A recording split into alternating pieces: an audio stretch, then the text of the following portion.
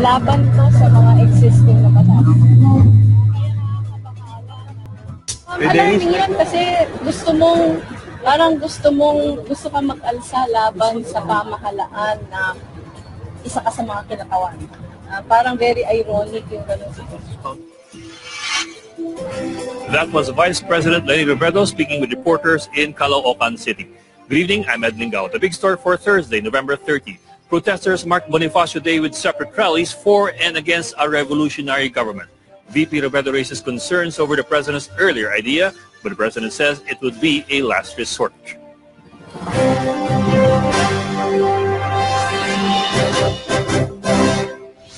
And a few key things to remember about this issue. The pro- and anti-RevGov rallies coincide with the 154th birth anniversary of Andres Bonifacio, who in history is regarded as the father of the Philippine Revolution.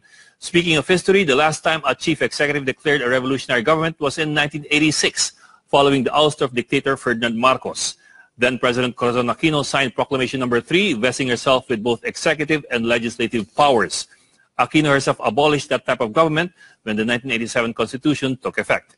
Since August this year, the president has threatened to declare a revolutionary government, citing supposed destabilization efforts by his critics.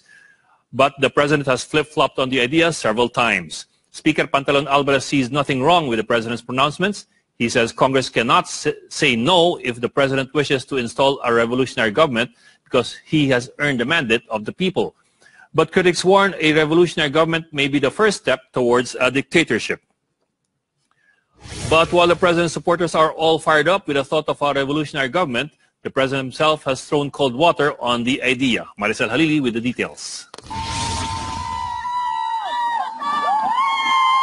On the 154th anniversary of the father of the Philippine Revolution, supporters of President Duterte trooped to Menjola to ask him to declare a revolution of his own. It was the president who first floated the idea of revolutionary government to counter what he claimed was a destabilization plot against him. His supporters have since taken up his idea. But yesterday, the president decided to put on the brakes. Only when the Republic of the Philippines is dying, then siguro, or other than that, ano lang yan sila, that's for draw publicity. Yung taken out of context, sinabi, the predicate to us kung tataob na ang bayan. President Duterte says he himself is hoping that it will never come to that. I hope there will never be a time that they will be compelled to call for it. Ako basta abogado and we follow the Constitution. Just a few kilometers from the group calling for a revolutionary government, another group was staging its own counter-rally. Oppositors to a revolutionary government were joined by the president's former Social Welfare Secretary, Judy Caguiwalo. The anti-RevGov demonstrators even burned an effigy of President Duterte. Hindi maging sagot ang tinatawag na revolutionary government na alam naman natin ay diktadura. Alisin ang konstitusyon, alisin ang kongreso. Balik tayo sa panahon ni Marcos. Hindi matatapos ang gulo hanggang walang lupa ang magsasaka. Hindi matatapos ang mga gulo hanggang walang trabaho ang mga manggagawa o kung meron man contractual sila. Despite the assurance from the president, Vice President Leni Robredo says she is concerned with all this talk of a RevGov. Kasi pag sinabi kasing revolutionary government, gusto mo isang tabi yung konstitusyon. Ito ano to, laban to sa mga existing na batas. Kaya nakakabahala na. Robredo is also alarmed by reports that a number of government officials support the call for the declaration of revolutionary government. Alarming yan kasi gusto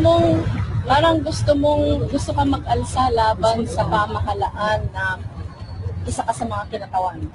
Parang very ironic yung ganun sitwasyon. Robredo's Liberal Party also spoke against the idea, saying it cheapens the sacrifices of our national heroes. The LP also says a revolutionary government is not an option under the 1987 Constitution and asked the government to clarify the matter. something that presidential spokesperson Rody Duterte was quick to do. Wala pong revolutionary government. Takunti na po natin ang usaping revolutionary government. Move on na po tayo sa opposition. Mahanap na kayo na ibang issue. Roque also said that while he respects the opinion of the Vice President, he also respects the personal decision of any government official to support the call for a revolution. Maricel Halili, Bloomberg TV, Philippines. To talk more about this whole issue, let me bring in Professor Alfred Sureta. He's the Director of Special Governance Program of the University of Makati. Sir, thank you for joining us in the Big Story. Thank you, Happy. Sir, first of all this talk about the revolutionary government, why would any administration declare a revolutionary government? Well, first off, let's go to try to define what is a revolutionary government. It's a government that tries to remove the current limits on power and establish itself as the supreme authority and creates a new constitution. Now, if we put it in the context and how the president said it, perhaps the intention was he might have been frustrated by the slowness in the process and trying to achieve some of his presidential promises. For example, the failure to grant the emergency power for transportation, to solve conflict in Mindanao. This might be the things that prompted, at least for the president, to express his views on a revolutionary government. But for example, emergency powers for the president has a supermajority in Congress. Yeah. I mean, anything he can ask, he would want to ask for from Congress, he'd probably get. Perhaps he's just re-echoing the frustration of his supporters in the sense that after more than a year in office, things have not changed the way they expected things to change. After all, he was elected on a change platform. And we know how congressional politics work, the delay and bargaining still happens. So even though he enjoys majority in the House, the Senate is a whole different thing. That's where the difficulty lies. You'd be talking about a complete overhaul of everything. Yeah, an overthrow of the current system. But well, I don't know if it's even the right question, because of course it would be extra constitutional. Can it be done legally?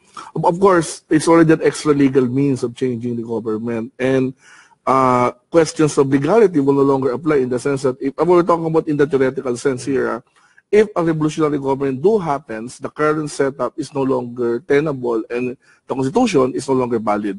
In a way that, as you mentioned in the earlier introduction of the program, when Cory Aquino took over in 1986, the 1972 Constitution was no longer operational until such a time that she allowed for 87 to take over. But in that case, you were talking about the ouster of another administration. That's true. In this case, potentially you're looking at the existing leadership. Removing the limits, ousting the legal limits of power. Yeah. Sir, okay. Of course, the president says that this is all, I suppose, theoretical and that this will be the last resort. But bearing in mind the public's temper right now and the president's, the support for the president in, for example, Congress, what kind of reactions are we looking at if ever this happens? If ever we're going to measure it, right, as of this moment, we have seen how people went to the rally this morning and there's very what they call this, not a very active response for the call for a revolutionary government. Some of the movers wanted to include the concept of federalism as part of the revolutionary government, which actually confuses the idea of the administration that pushed for actual general political reform. So I think it doesn't help the administration or its allies if such talk keeps on popping up. And in fact, we're in the midst of trying to inform the people about federalism, about political reform. I think that's not helpful. But the idea first came from the president, and he keeps bringing it up. Yeah, that is indeed true. However, I would also say that members of the administration are also serious in pushing for its legislative agenda. At the same time, we also hear that the presidential spokesperson have denied that such talk would actually materialize. Although the president did say, as mentioned in your brief later on, that he was looking at it as a last resort. I don't think, seriously would be doing it. But looking again at the numbers this morning of the pro-RevGo rally, but in the end, you don't really need numbers or public support for RevGo of sorts. I suppose what you would need would be the support of the military. But of course, we know the sentiments of the military as early as last month. The secretary, even the former chief of staff, have made statements to the effect that they will abide by the Constitution and they will not tolerate any form of extra Constitution. And it speaks for the professionalism of our armed forces. So I don't think there is such support right now. What about the international community? How would the international community and foreign investors as well look at something like this if it does happen? Well, of course, if there is any comparative example, you have experiences in Southeast Asia before when sudden change in foreign government will create instability and, of course, negative outlook for our economic growth. Of course, they always look for consistency. Yeah, that's one thing. Sir, so in the next few months, are we saying that we have nothing to fear? Of course, it's December, so we're back after this all of this talk of revolutionary government. We will have holidays, and by January, I think the main political agenda right now is the impeachment trial that will happen in Congress, and hopefully also the budget. And on the budget, and again the budget, and hopefully we will get some talk on constitutional reform. I think that's the main agenda. Really, it's about if we really want change, it will be political reform to constitutional change. Okay, thank you very much, Professor Alfred Thank you, Sveta Ed, from for the having University me of again. Makati. Thank you, sir. A day after Supreme Court Associate Justice Teresita de Castro testified in the impeachment hearing, Chief Justice Marilo de Sereno speaks up. At a youth forum at the University of the Philippines, Sereno says she will not step down amid what she calls name-calling. The Chief Justice denies living a lavish lifestyle amid corruption allegations. Mga pangalang sinabi nila sa akin ay sinungaling, mamimeke, diktador sa diktatura, masama ang ugali, hindi popular. Kung papansinin ko ho, ni sandali ang mga bagay na yon, maaari hong magdala sa akin ng kahinaan. Several times na po akong sinabihan, quietly and in public, na mag-resign. Sabi ko po, lahat po ng ginawa ko, simula po na ako'y na-appoint Associate Justice, ay wala po ni isang bahid ng mali siya. Lahat po ay ginawa ko ng tapat. Sereno also lays out the different functions of the three branches of the government. She claims the judiciary works to stir the conscience of the public. Several groups also offered a mass at UP this morning to show support for the embattled Chief Justice. Present were former cabinet secretaries under the Aquino administration, including Dinky Soliman, Ramon Jimenez, and Ging Deles. The House Justice Committee will continue examining the impeachment complaint of lawyer Larry Gadon against Sereno on Monday. When the big story returns, not all hope is lost in the peace talks with the Reds. The lead negotiator of the government panel believes there is still a chance for the negotiations to push through. The details next.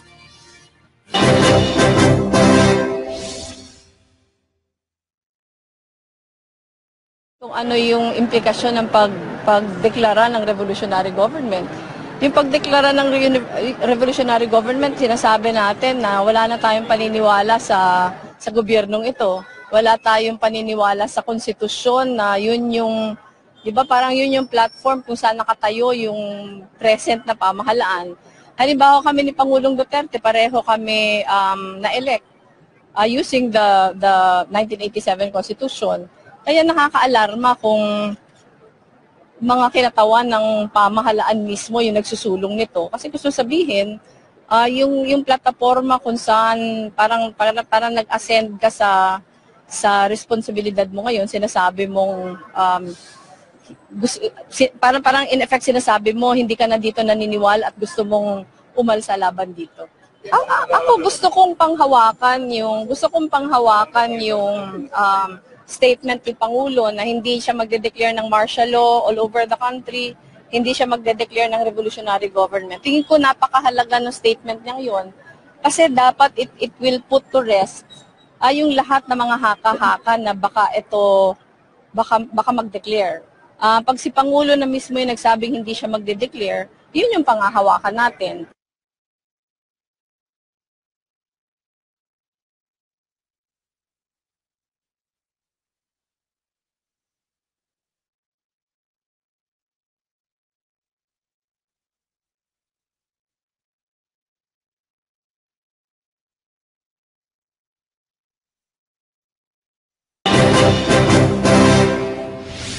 This is the big story. President Duterte stops being friendly with the Reds, but Labor Secretary and Chief Government Negotiator Silvestre Bello believes the door is still open for peace talks. Despite the President's tough talk, Bello claims the cancellation of the talks may be temporary. The President terminated the talks, but it's also very clear from his statement that he is not closing the possibility of a resumption. But if President Duterte issues an executive order declaring communist rebels as terrorists, Bello says this will be the end of the line. Pagka mangyayari yon, then talagang end of everything na yan. Kasi alam mo naman that we cannot negotiate with the terrorists. The 2018 national budget has passed the Senate, but it is not smooth sailing so far. Lawmakers from both the House and the Senate are questioning why 50 billion pesos was cut from the public works budget. One of those who were not pleased at the bicameral meeting today was Senator Cynthia Villar, mother of the Public Works Secretary, Mark Villar. The senator insisted the budget cut would affect several projects, including the Villars in Las Piñas. Senator Panfilo Lacson explained he proposed the cut since the right-of-way issues were not resolved. He also wanted to cut another 18 billion pesos from the Public Works Department and transfer it to PIDEA, to teachers, and to feeding programs. The Senate also transferred 900 million pesos from the Oplan Double Barrel of the PNP, 500 million pesos from the Masa Masid program of the local government's department, and move it to the housing for soldiers and policemen. In the end, both chambers decided to allot more time to reconcile the differences in the budget. As far as the House is concerned, we approve. Kasi suportado kami dito sa Build program ng Presidente. Ang version ng Senate, kinat nila. So hindi sila suportado sa programa na Build ng Presidente. Nakita ko rin meron sa Las Piñas. Nung ko lang nakita. Kasi hindi ko naman kasi ma-imagine na makakat kami a very worthy project naman. Wala naman kaming problema. So nung tingnan ko, meron din pala sa amin. Kaya ako na-concern. So ngayon, I know how they feel. Kasi kung wala namang problema, bakit hindi ipapatuloy ang project? Actually, maraming resistance. No? Ang daming ang kumakausap na tinamaan yung mga projects nila. Ang sabi ko, hindi ko naman alam na projects niyo. Malay ko ba? Alam ko naman, wala na talagang pork. So, yun ang naging mga issues ngayon. And that wraps up today's big story. I'm Ed Lingao. Please do not forget to follow Bloomberg TV Philippines on Facebook. Good evening.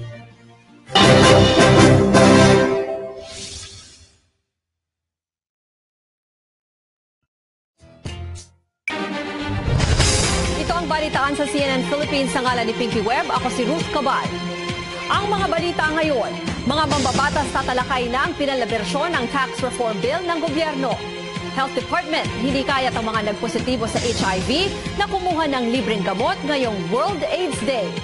At UAAP Men's Basketball Finals sa cheer dance competition ngayong weekend, kasado na.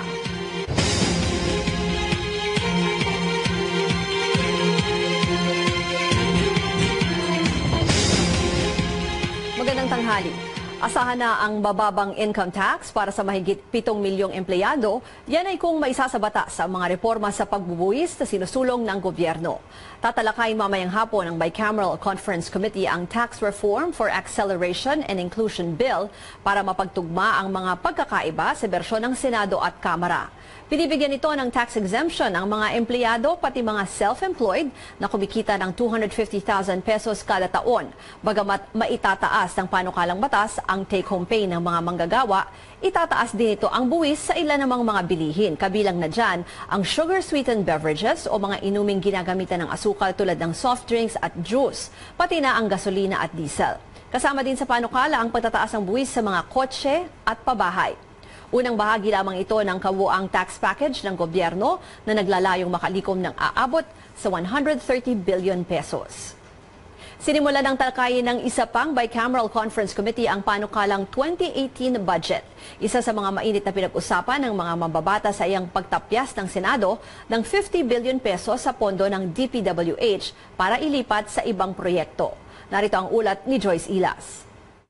Sa unang paghaharap ng Bicameral Conference Committee para talakayin ang pagkakaiba sa bersyon ng 2018 budget ng Senado at Kamara, tinalakay nila ang pagbawas ng Senado ng 50 billion pesos sa pondo ng Department of Public Works and Highways. Ayon kay Senador Panfilo Lacson na nagtulak ng pagkaltas, marami raw sa mga proyekto ng DPWH ang hindi maipatupad dahil sa problema sa right-of-way. Diba ang lalaki ng underspending? Ang main culprit doon, yung mga unresolved ROWs na pinondohan na kagad natin yung civil works and yet hindi pa nare-resolve yung issue ng right-of-way. Gagamitin sana ng DPWH ang 50 billion pesos na ito para pondohan ang mga kalsada, tulay at flood control projects sa iba't ibang bahagi ng bansa.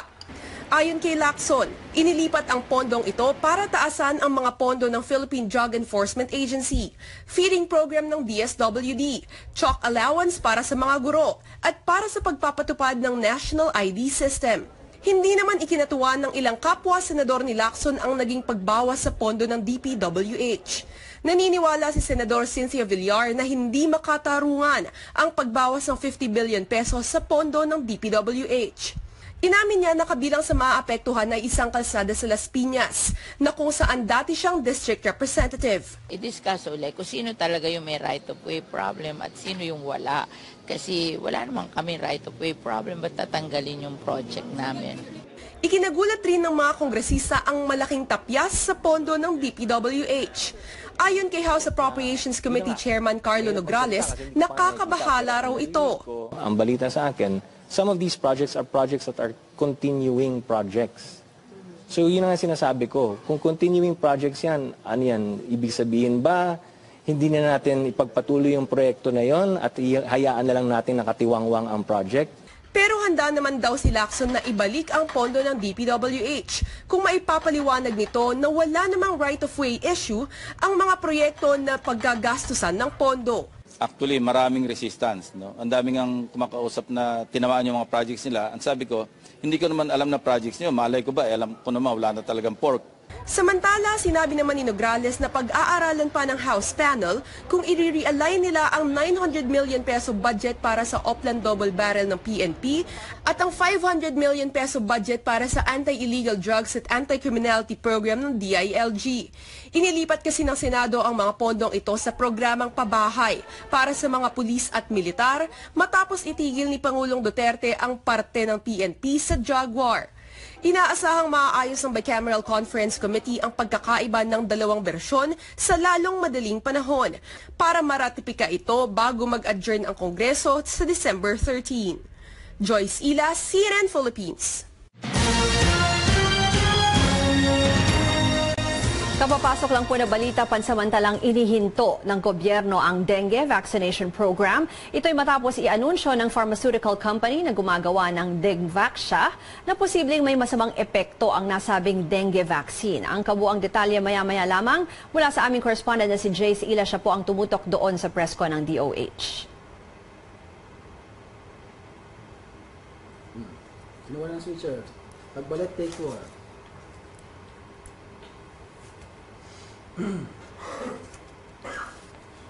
15 na lang. Count kagad yan.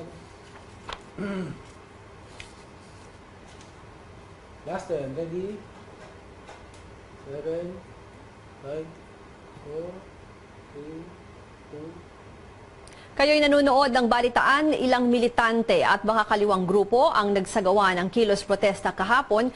Tinutuligsa nila ang administrasyon ni Pangulong Rodrigo Duterte, lalo na ang pagtigil umano sa usapang pangkapayapaan at mas matinding opensiba laban sa mga komunistang rebelde. Una silang nagtipon-tipon sa liwasang Bonifacio, binatikos nila ang pamahalaan dahil sa umano'y plano na pag-phase out ng mga jeep, paglabag sa karapatang pantao at umano'y pagiging diktador ng Pangulo. Ang revolusyon ni Bonifacio ay ang kalayaan ng higit na nakararaming mamamayan na binubuo ng uring anak pawis, manggagawa, magsasaka at maralikan ng ating bayan. Ang revolusyon ni Duterte sa kabilang banda ay revolusyon ng ilang mga elitista na mga Panginong may lupa at mga dayuhang kampangyarihan. Samantalang nagtipon-tipon din ang mga taga-suporta naman ng Pangulo. Naniniwala sila na lahat ng kapangyarihan ay dapat ibigay kay Pangulong Duterte para maisakatuparan ang kanyang mga plano. Ayon sa mga pulis, tinatayang nasa higit 3,000 ang nakisali sa pro-Duterte rally. Samantalang nasa higit 2,000 naman ang rallyista mula sa mga militanteng grupo. Nagpahayag naman ng pagkabahala si Vice Presidente Leni Robredo sa mga planong pagkakaroon ng revolutionary government. Ayon sa kanya, tila sinasantabi raw nito ang kapangyarihan ng Pangulo at pagbaliwala sa umiiral na batas. Nakaalarma din daw na ilan pa sa mga kaalyado ng administrasyon mismo nagsusulong maisakatuparan ito. Dagdag pa ni Robredo, pinanghahawakan niya ang pangako ng Pangulo na hindi siya magdedeklara ng revolutionary government. Tingin ko napakahalaga ng statement niyang yon kasi dapat it will put to rest yung lahat ng mga haka-haka na baka mag-declare. Pag si Pangulo na mismo yung nagsabing hindi siya magde-declare, yun yung pangahawakan natin. Samantala, ayon naman kay Presidential Spokesperson Harry Roque, wala umanong dapat ikabahala si Robredo dahil paulit-ulit na sinasabi ng Pangulo na hahantong lamang sa pagdedeklara ng revolutionary government kapag lupaypay na ang gobyerno. Sa mga balita abroad, nakataktang bumaba sa trono si Japanese Emperor Akihito sa April 2019. Ito ang inanunsyo ni Japanese Prime Minister Shinzo Abe matapos ang pagpupulong ng Imperial House Council ngayong araw. Matatandaang sa kanyang pahayag sa telebisyon noong August 2016, nagpahiwatig na ang 82 taong gulang na emperor na magiging mahirap na ang pagtupad sa kanyang royal duties dahil na rin sa kanyang edad at kalusugan. Ilang government officials ang nagsabing kinokonsidera ng White House na palitan si Rex Tillerson bilang U.S. Secretary of State. Papalitan umano siya ng kasalukuyang CIA Director na si Mike Pompeo. Sa report ng New York Times kahapon, maaari raw itong gawin bago matapos ang taon o sa mga unang buwan ng 2018. Tila di na raw kasi mabuti ang relasyon ni Tillerson at US President Donald Trump, habang isang opisyal naman mula sa White House ang nagsabing mas malapit at pinagkakatiwalaan ni Mr. Trump si Pompeo. Matapos namang matanggal sa trabaho bilang top news anchor ng NBC, sinagot na ni Matt Lauer ang mga akusasyon laban sa kanya. Sa isang pahayag, humingi ng paumanhin ang dating Today Show host sa mga taong maaari niyang nasaktan. Ilan raw sa mga alegasyon ay pawang kasinungalingan, ngunit inamin din niyang may mga totoo dito na kanyang kinakahiya. Matatanda ang inanunsyo ng NBC ang pagpapatalsik kay Lauer noong Miyerkules matapos isang babaeng katrabaho ang maghain ng harassment complaint laban sa kanya. Susunod, mga pulis sa Pasig City gumamit ng body camera sa operasyon sa unang pagkakataon. At aktor na si Coco Martin, inakalang hindi siya makakapasok sa showbiz. Ang kanyang panayam, abangan mamaya sa pagbabalik ng Balitaan.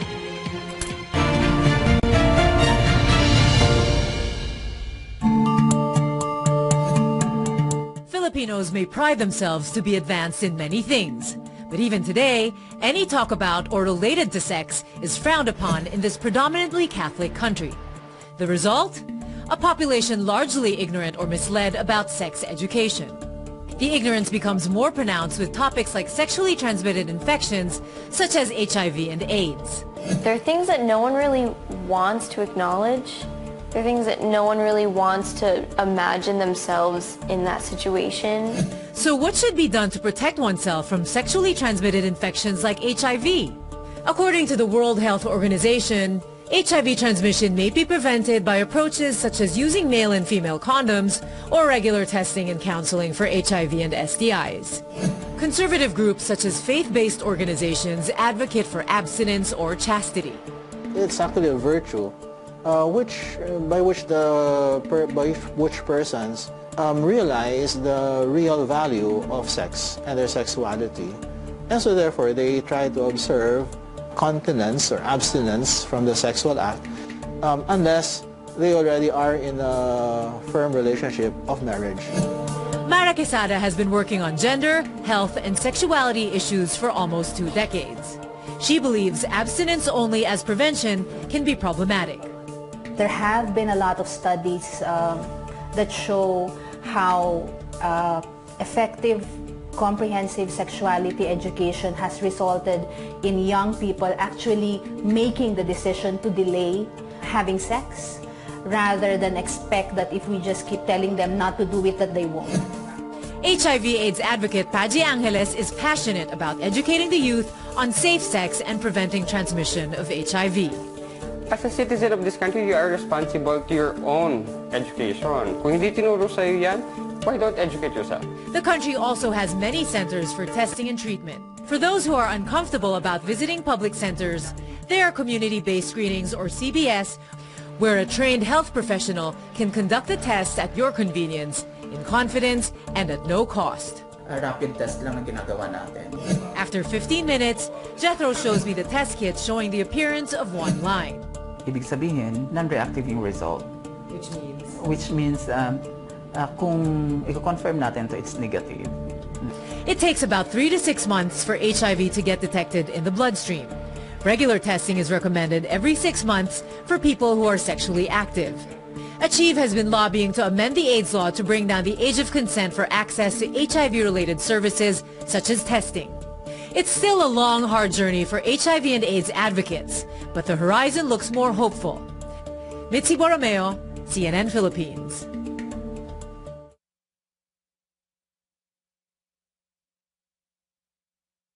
Facebook Live tayo dito sa Balitaan. Si Adil Florendo sabi niya, magandang gabi po. I wonder kung nasaan itong bahagi ng mundo si Adil at magandang gabi ang bati niya sa atin. Dito ay magandang tanghali naman mula sa Manila. Duma Ginandang from Jeddah, Saudi Arabia. Nick Orbistondo Pocon watching in Taipei Airport. Also si Brad Bonsi, Yo Kizon, Maru Romar naman ay nanonood nga dito sa ating Facebook Live. Evangeline Baluyot, good day daw watching from Melbourne. Marami pa tayong stories coming up. Yung katulad ng binanggit natin kanina, yung breaking news natin, nagkaroon po kasi ng issue doon sa dengue, dengue vaccine, bakuna, yan. So parang mismong yung manufacturer po niyan ang nagsabi na it may not work for those na na wala pang hindi pa nagkaroon. So alamin natin yung detalye tungkol diyan because may press conference po kanina ang Department of Health. Also, since it's World AIDS Day, isa rin sa topic kanina sa DOH press conference yung mga ginagawa ng ating gobyerno para mapigilan yung pagkalat ng HIV na nauuwi sa AIDS. Kasi dito sa Pilipinas pala, compared to other countries na pababa yung kaso nila ng AIDS, dito sa Pilipinas mas lalong dumadami yung infection HIV kada araw na itatala ng DOH. So mamaya bibigyan namin kayo ng update about that. Also, coming up sa ating entertainment naman, na-interview ng New Day si Coco Martin and meron siyang mga kwento tungkol dun sa kanyang bagong movie and yung experience niya behind the cameras naman dahil ang nagdirect siya ng yung ang panday niya. So alamin niyo yung kwento tungkol dyan plus a bit of sports yung mangyayari sa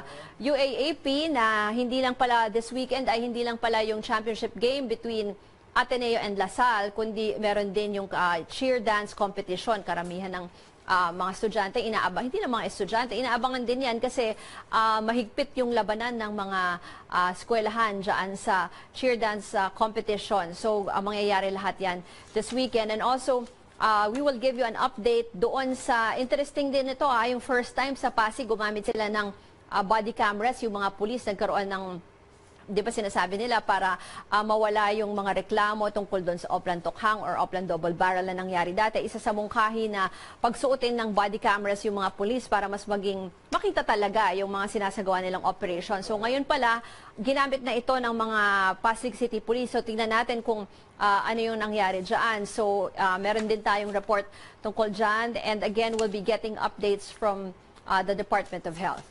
13 seconds. Ma'am, 9-12 out na. Tapos yung 14 daw sa Facebook na lang daw po yun. Ako, direct.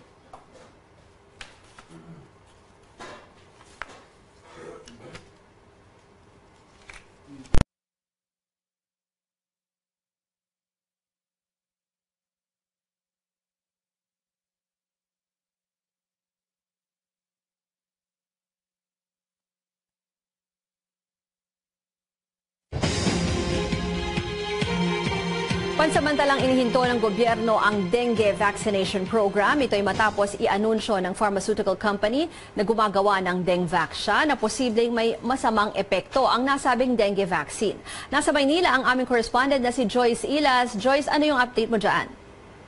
Tama yan, Ruth. Itinigil na nga raw ng Department of Health ang dengue vaccination program nito. Ang pagbibigay ng dengue vaccine na Dengvaxia habang nire-review at nagpo-consult pa raw sila sa mga eksperto, key stakeholders at sa World Health Organization. Ito ay matapos ng mapag-alaman ng DOH mula sa Sanofi, ang kumpanyang gumawa ng gamot, na posibleng may masama raw na dulot sa mga kabataan na hindi pa nagkakaroon ng dengue ang nasabing vaccine. Paliwanag ng DOH, para sa lahat ng mga nagka-dengue na noon, nakita raw na may consistent naman at sustained benefit na makukuha ang mga ito mula sa Dengvaxia. Pero para doon sa na-vaccinan pero hindi pa nagkakaroon ng dengue, ayon sa bagong analysis ay bagamat may iwasan raw nito ang pagkakaroon ng dengue sa loob ng 30 months, pero pagkatapos raw ng 30 months, posible na magkaroon ng severe o mas malalang kaso ng dengue ang mga bata. Paalala nga ng DOH, wag daw mag-alala ang mga magulang dahil may 30 months pa naman daw na proteksyon ang mga batang nakatanggap ng vaccine. Pero patuloy pa rin daw na i-monitor kung may nararamdaman ang mga anak na may kaugnay nga sa mga symptoms ng dengue at agad daw itong ipaalam sa pinakamalapit na ospital. Sa ngayon ay nakikipag-ugnayan na raw ang DOH sa mga healthcare providers, lalo na sa mga nasa Google Health units, para ipaalam ang bagong analysis nga na ito. Ipapatupad din daw ng DOH ang profiling ng lahat ng mga naturukan ng Dengvaxia. Sa ngayon kasi ay hindi pa nila alam kung ilan pa sa lahat ng naturukan ng vaccine ang hindi pa nagkakaroon ng dengue. Plano rin daw ng DOH na paiksingin pa ang surveillance mechanism nila kung saan magkakaroon ng mandatory history taking ng mga immunization ng mga vaccines at magkakaroon din daw ng mandatory reporting ang lahat ng hospitalized cases kahit na ano pang symptoms nito na mararanasan ang mga nabakunahan nga ng Dengvaxia at magkakaroon din daw ng mandatory investigation sa mga pangyayari. Paninigurado naman ng DOH, handa raw silang tugunan at bigyan ng supportive care ang lahat ng magkakaroon ng problema dahil nga sa isyong ito. Joyce, for the benefit lang of our viewers, kung yung anak mo ay nabakunahan itong Dengvaxia, may kailangan ka na ba agad gawin or just ipaalam mo lang na isa yung mga anak mo sa nag-avail nito? Sa ngayon, Ruth, ang sinasabi ng DOH ay i-monitor lang daw muna ang kondisyon ng inyong anak, kung ano mga symptoms ang maramdaman nito, ay saka daw agad ipaalam sa pinakamalapit ng healthcare provider kung ano nga ang nangyari sa mga anak. Uulit lang ng DOH, huwag daw mag-alala dahil meron naman daw proteksyon na sa loob ng 30 months ang mga bata. Sa ngayon ay inaayos pa nga daw nila ang mga susunod nilang hakbang, pero paninigurado ng DOH, bibigyan nila ng sapat na tulong ang lahat ng mga ngailangan nito sa mga susunod na araw.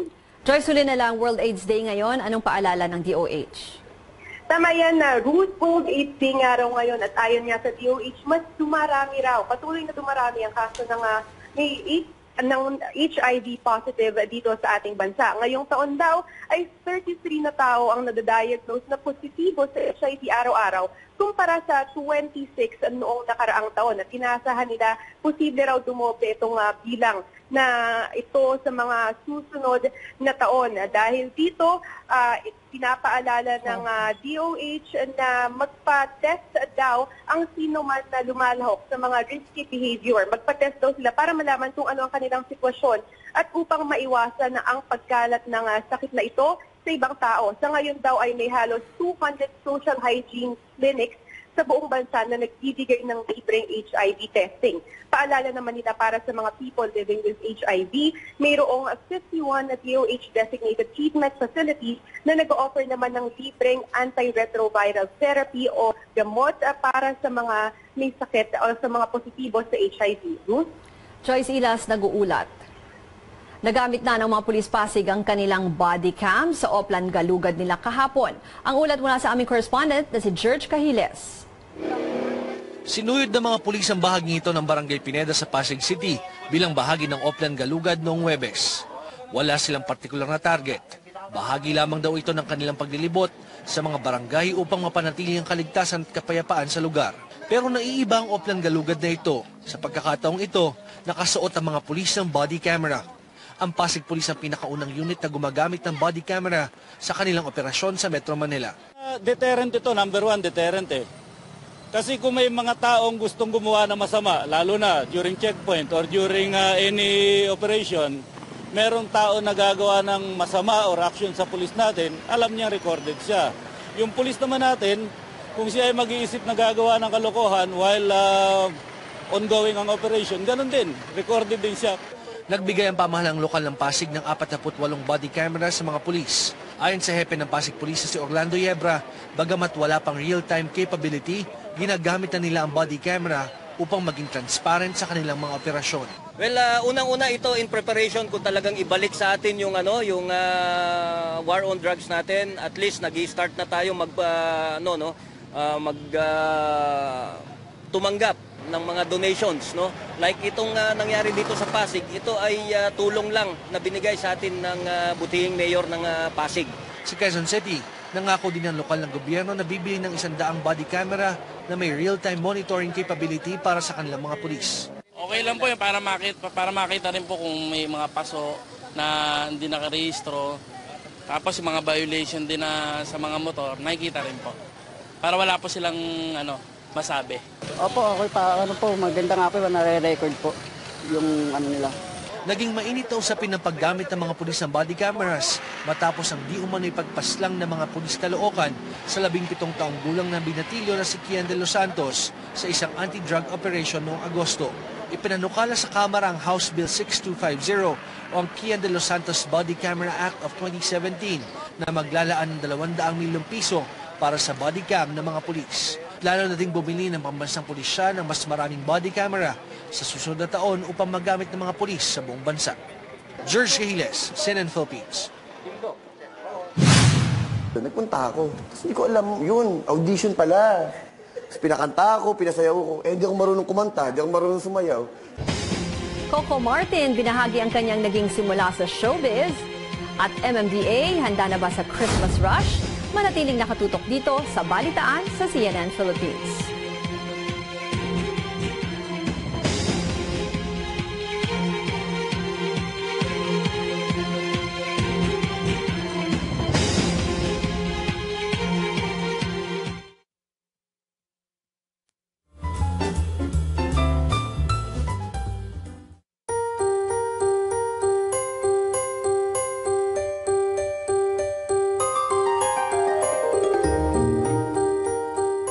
As a child, I love making items with my hands. And so on this episode of Shopping for the Holidays, I go around the metro and take a look at how these specialty stores have evolved. And I also get to speak with creative individuals who have found inspiration in them to pursue their passion.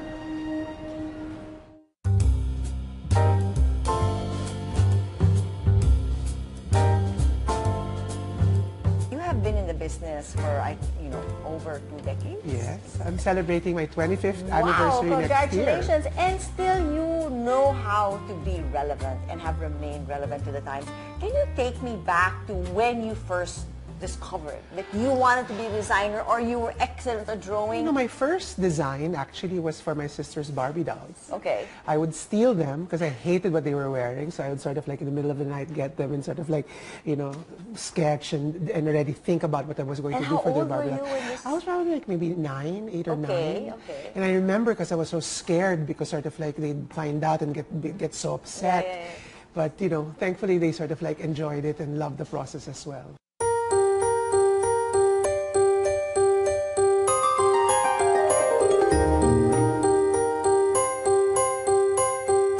Currently write for the Philippine Star. Yes. You have a column. Now, do you have a recollection of the first time you started to write? My first memory of writing was actually a gift from Santa. I think I was 4 or 5, and I remember rushing to our front door and I saw a huge item wrapped for me. My brother and sister got their dream toys. When I opened mine, it was a study table. Okay. So I got the message, but I fell in love with it. I would sit there, and I guess that's how I first fell in love with writing. What is it about writing that you love so much? I don't know. I think it's an outlet for my excess energy or a way to release creativity because growing up, I really loved reading and I get to express myself when I write. Thanks so much for watching and have a very Merry Christmas.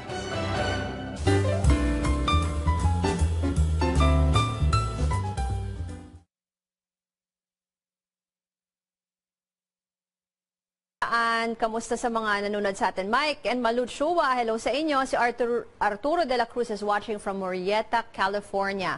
Si Marky Tejada naman ay nagko-comment din tungkol dun sa mga political stories natin. Edita San Antonio watching from UAE. Ronaldo Paulino, Arturo de la Cruz, Joel Bumagat, Jake San Caligid, good morning daw. At sabi ni Dexter Laconsay, sana daw laging may ganito kaya nakaka-update daw sila from Saudi Arabia. Lagi po may ganito, Monday to Friday, may Facebook Live po ang Balitaan and even other shows of CNN Philippines. So, panoorin nyo lang po ito.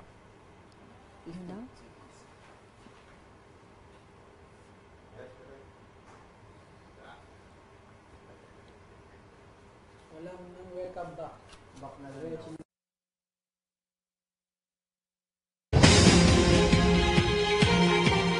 Ngayon ang unang araw ng Disyembre, kaya naman asahan na ang mas matinding traffic. Kaugnay niya, NDA spokesperson Celine Pialogo. Kamusta po, Celine?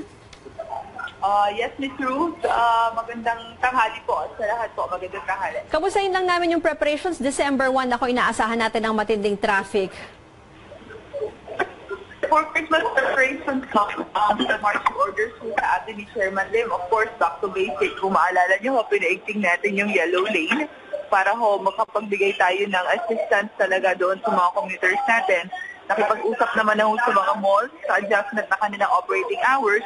And yung pinaka-major preparation po natin ay yung clearing operations po ng mabuhay lanes at ng ating Christmas lanes. Nabanggit niyo na rin, Celine, yung yung pag-Christmas lane. So nagpapatuloy na nililinis talaga yung mga eskinita dyan na talagang na-designate nyo as Christmas lanes.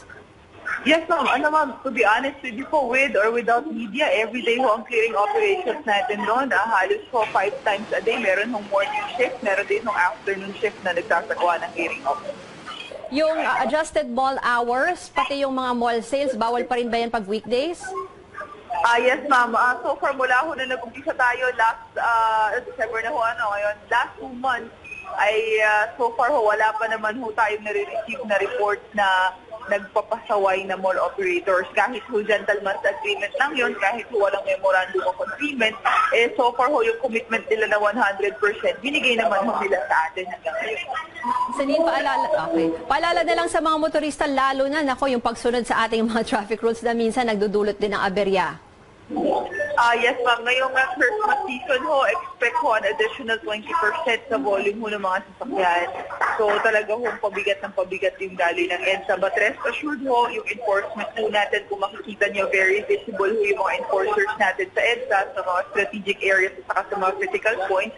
And at the same time ho, yung no contact apprehension policy. So paalala na lang ho sa mga motorista. Again, kung hindi ho kayo na-apprehend sa ground, na-apprehend ho kayo ng aming mga camera. So wala naman siguro masama na sumunod ho sa traffic rules and regulations. And at the same time ho, ito ho, lagi namin paalala, umalis ho kayo ng mga tahanan natin na okay ho yung sasakyan. Kasi ho ma'am, kapag stalled yung vehicle natin, nagkukos din ho talaga ng traffic yan. So yun lang po ma'am, yung mga simpleng paalala ho for our motorists. Maraming salamat kay Celine Pialago ng MMDA. Umaatikabong sports action ang naghihintay para sa UAAP fans ngayong weekend. Bukas, humanda na kayo para sa mga tumbling, pyramid lift at sayaw sa taon ng UAAP Cheer Dance Competition sa Mall of Asia Arena. Magbabalik sa kompetisyon ang UP Pep Squad. Unang magpapasiklab ang NU Pep Squad na umaasang makakamit ang ikalimang panalo nito. Susundan niya ng Lasal Animo Squad, Adamson Pep Squad, FEU Cheering Squad at UE Pep Squad. Ika-anim ang UP, kasunod ang UST Salingawi Dance Troupe at huli ang Ateneo Blue Battalion. At sa linggo naman, magkakaalaman kung sino sa De La Salle Green Archers at Ateneo Blue Eagles ang mag-uuwi ng kampyonato sa Do or Die Game 3 sa UAAP Men's Basketball Finals. Gaganapin ang winner-take-all game na yan sa Araneta Coliseum. Maituturing na isa siya sa pinakamatagumpay na aktor sa bansa, walang iba, kundi si Coco Martin. Mapa-TV man, pelikula o endorsement, bidang-bida palagi si Martin. Pero paano nga ba siya nagsimula sa mundo ng showbiz? Sa panayam ng CNN Philippines, kinuwento niya ang mga pinagdaanan niya bago nakamit ang kasikatan. Kasi waiter ako sa isang restaurant. Tapos may taga-ABS-CBN na assistant director ni Johnny Manan. Nakita ako, kasama yung family niya. Nagsiserve ako. Nagtitake ako ng order. Sabi sa akin gano'n, ngiti ka nga. Na-weirdo naman ako, lalaki. Sabi sa akin, ngiti ako. Dinatawa akong gano'n. Tapos pagkuha ko ng order niya, sinerve ko na. Binigyan ako ng calling card, sabi sa akin, baka gusto mo mag-artista, ganyan-ganyan. Assistant director ako ni Johnny Manahan, si Rene de la Cruz. Tapos, kinuha ko yung calling card, punta ako sa kitchen, pinakita ko sa mga, uy, kumukuha sa akin artista. Sabi sa akin, puntahan mo, malay mo, ganyan-ganyan. Tinawagan ko nung gabi. Tapos sabi niya, punta ka sa ABS, ganyan-ganyan, kita tayo doon. Nagpunta ako. Tapos hindi ko alam, yun, audition pala. Tapos pinakanta ako, pinasayaw ko. Hindi ako marunong kumanta, hindi ako marunong sumayaw. Tapos pagtingin kong gano'n, ang haba ng pila, hindi ako makukuha dito. Kasi yung tatangkad ang puputay, ang gugwapo. Ako mukha akong, dugyutin ako wala ako talagang wala talaga akong dating Tapos sabi ko, nandito na ako, di gawin ko. Tapos ang pinakakanta, pinasasayaw na ako. Naiiyak ako, pero siyempre, parang sayang naman pamasahe ko. Ginawa ko na. Kung ano, nagagano'n lang ako. Hanggang ngayon, yung parang ginasayaw ako. At yan ang kabuuan ng balitaan ngayong Biyernes, December 1, 2017.